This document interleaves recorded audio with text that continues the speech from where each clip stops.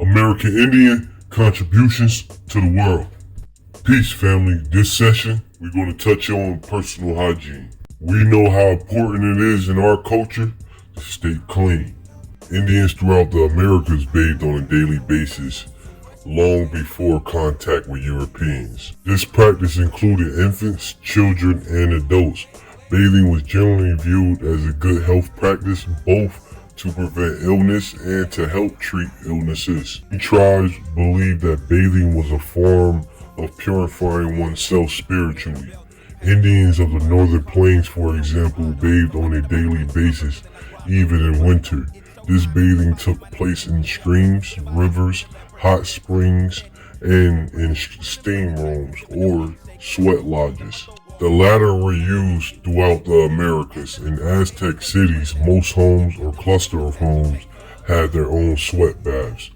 Contrary to the assumption of many whites, Aboriginal Indians were a clean people and had a much higher regard for bathing than was common among their white neighbors, wrote Virgil Vogel in his book American Indian Medicine. The Aztec, whose empire was established in Mesoamerica about 1100 AD, considered bathing a priority. When religious holidays required each person to sacrifice or forego something important, they would comply by not taking a bath.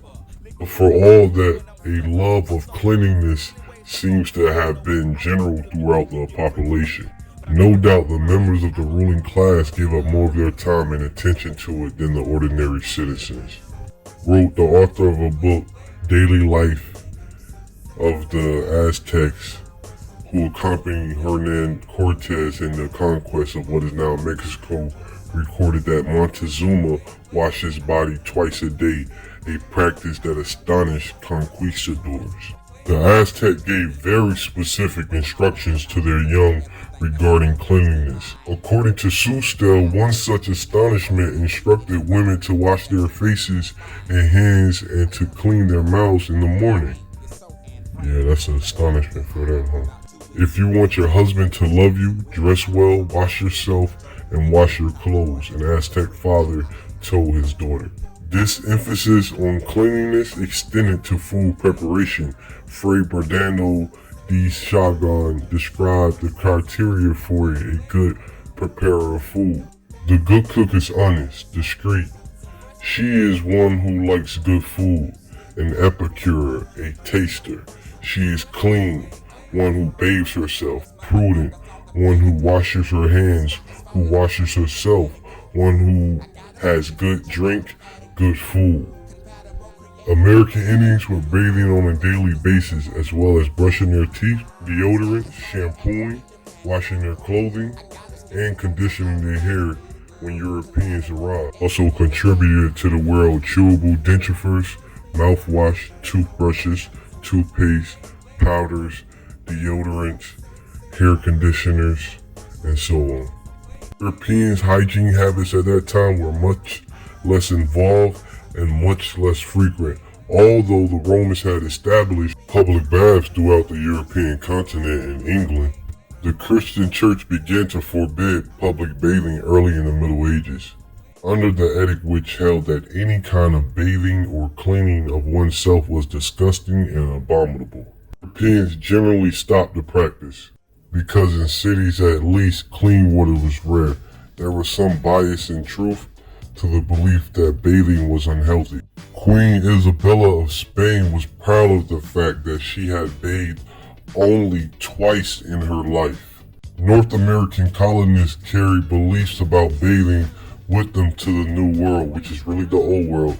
They rarely bathed except for medical reasons. This Western European attitude toward bathing persisted into the 19th and 20th centuries. They viewed bathing as something that would endanger their health rather than improve it. A law passed in Boston as late as 1845 forbade bathing unless a doctor prescribed it. In the mid-1800s, Daniel Drake, an American physician, wrote, "An overwhelming majority of our population seldom bathed at all." Of the efficacy of daily bathing in preservation of sound health and a hearty constitution, there can be no doubt. and it is too much to be regretted that the practice cannot be made more general.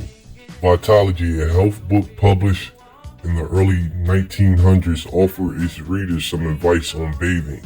The Brathwaite, a specialist on children, states that the frequent diseases and deaths of children are due to improper and irregular bathing. Despite the fact that American Indians were concerned with personal cleanliness for hundreds and thousands of years prior to the contact with colonists who rarely washed their hands, even to perform surgery, frequently branding them with the epithet "dirty Indians."